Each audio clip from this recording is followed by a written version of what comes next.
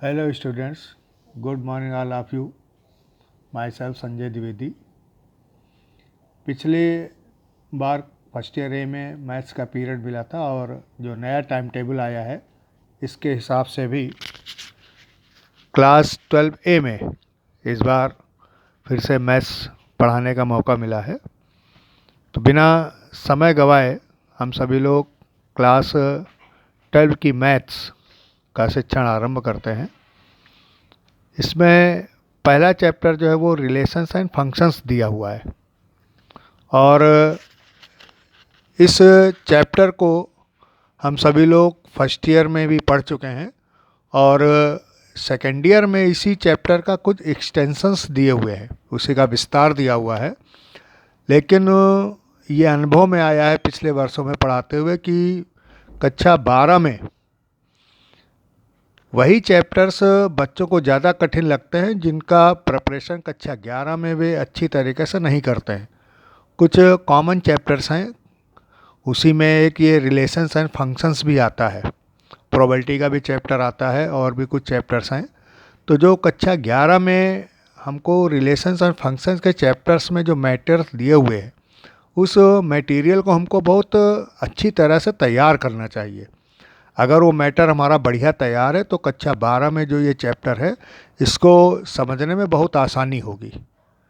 तो आज हम लोग थोड़ा सा फर्स्ट ईयर का पहले रिवीजन करेंगे. काफ़ी समय से हो सकता है बुक आपने हाथ में ना उठाई हो, इसलिए सबसे पहले कुछ फर्स्ट ईयर की बातें करते हैं. उस चैप्टर को सही तौर से पहले हम रिवाइज़ करेंगे, उसके बाद हम लोग कक्षा 12 का शिक्षण आरंभ करेंगे. तो सबसे पहले उसमें हम लोगों ने कार्टेशियन प्रोडक्ट के बारे में ही पढ़ा था. हालांकि उसके पहले सेट्स के बारे में पढ़ा था. सेट्स के बारे में बताया जा चुका है कि सेट जो है वो collection of well defined objects होता है. वेल डिफाइंड के बारे में बताया गया था कि ऐसा कोई कलेक्शन बनाया जाए ऑब्जेक्ट्स का जिसकी डिफिनीशन जो है पर्सन टू पर्सन वेरी नहीं होनी चाहिए. वेल डिफाइंड मीन्स डिफिनीशन जो है वो पर्सन टू पर्सन वेरी नहीं होनी चाहिए. जैसे कहा जाए मोस्ट ब्यूटीफुल, इसको हम जो है वो इसका कलेक्शन अगर बनाया जाए तो इसको हम डिफाइन नहीं कर सकते हैं. या बेस्ट 11 क्रिकेटर्स की अगर कोई टीम बनाई जाए तो उसको भी डिफाइन नहीं किया जा सकता है. लेकिन अगर कहा जाए कि 10 से छोटे नेचुरल नंबर्स का अगर कोई हम कलेक्शन करें तो इसको हम बना सकते हैं, तो ये सेट बन सकता है. तो ये वेल डिफाइंड कहलाता है. इसके आगे फिर सेट्स के ऊपर हम लोगों ने ऑपरेशंस पढ़े थे. ए इंटरसेक्शन बी पढ़ा था, ए यूनियन बी पढ़ा था. इस प्रकार के ऑपरेशंस पढ़े थे और इसी में एक सेट का ऑपरेशन पढ़ा था हमने, कार्टेशियन प्रोडक्ट.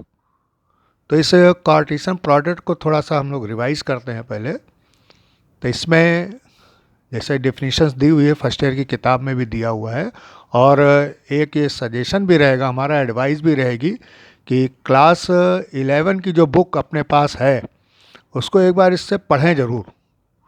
वो बढ़िया सा अगर तैयार करेंगे आप तो ये चैप्टर आपको बहुत अच्छी तरह से समझ में आने वाला है.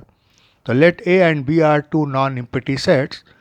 The Cartesian product A cross B के द्वारा इसको डिनोट करते हैं, is the set of all ordered pairs of elements from A and B. That is, A cross B is equal to curve bracket में लिखा जाता है ऑर्डर पेयर में A, B such that A belongs to set A and B belong to set B. इसी में notes में याद आ रहा होगा कि लिखाया गया था कि अगर इफ़ आइदर ए और B is the null set. Definition में ऊपर लिखा हुआ A and B are two non empty set, लेकिन अगर ए या बी में से कोई भी अगर नल सेट है then A cross B will also be empty set. तो ए क्रॉस बी भी जो है वो एक एम्प्टी सेट ही बनेगा. That is A cross B is equal to 5. Note number 2, in Cartesian product order mattered. Order जो है इसमें चूँकि ऑर्डर पेयर्स बनते हैं इसलिए इसमें ऑर्डर बहुत मैटर करता है और A cross B is not equal to B cross A. Third is if n A means number of elements in set A is equal to P and number of elements in set B is equal to Q, then number of order pairs A cross B is equal to PQ. तो इन दोनों का product इसका जो है वो number of elements देता है. For example अगर हम एग्जाम्पल लें, लेट अगर कोई सेट ए है, इसमें एलिमेंट्स हैं 1 2 3 एंड सेट बी में एलिमेंट्स हैं 4 5 6, तो ए क्रॉस बी बनेगा 1,4 1,5 1,6, जैसे नीचे बना हुआ एरो कि सेट ए का 1 एलिमेंट ले लिया और सेट बी के तीनों 4 5 6 एलिमेंट ले लिए और उनका ऑर्डर पेयर बनाया हमने 1,4 1,5 1,6. Similarly 2,4 2,5 2,6. Similarly 3,4 3,5 3,6. तो ऊपर अगर एग्जाम्पल में हम देखें कि number of elements in set A is equal to 3, number of elements in set B is equal to 3, therefore number of order pairs A cross B is equal to 3/3, that is 9.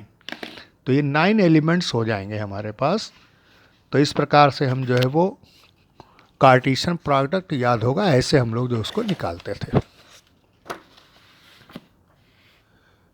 इसके बाद relations के बारे में हम लोगों ने पढ़ा था, याद होगा कि if A and B are two non empty sets then a relation R capital R from A to B is a subset of A cross B, that is R is the subset of A cross B. यानी R इसका subset होगा, वो इसके equal भी हो सकता है. इसी में नोट याद हो रहा लिखवाया गया था, कक्षा 11 की कॉपी आपके पास रखी होगी, उसमें भी आप देख सकते हो, मैटर आपको उसमें भी मिल सकता है. If A comma B belongs to R means A is related to B, इसको हम इस प्रकार से डिनोट करते थे A R B, means A is related to B. Second one is if A comma B does not belong to R, we write A is not related to B. Third one is let NA is equal to P, NB is equal to Q, means अगर set A में P elements हैं and set B has Q elements, then total number of relations is equal to 2 raised to the power PQ. For example, let set A is equal to 1, 2, 3, set B is equal to 4, 5, 6. A relation is given by A, B such that A plus B is equal to 6, where A belongs to A and B belongs to B. एक अगर हमको कोई ऐसा relation बनाना है जिनके elements का सम 6 हो और फर्स्ट एलिमेंट जो है वो सेट ए को बिलोंग करता है और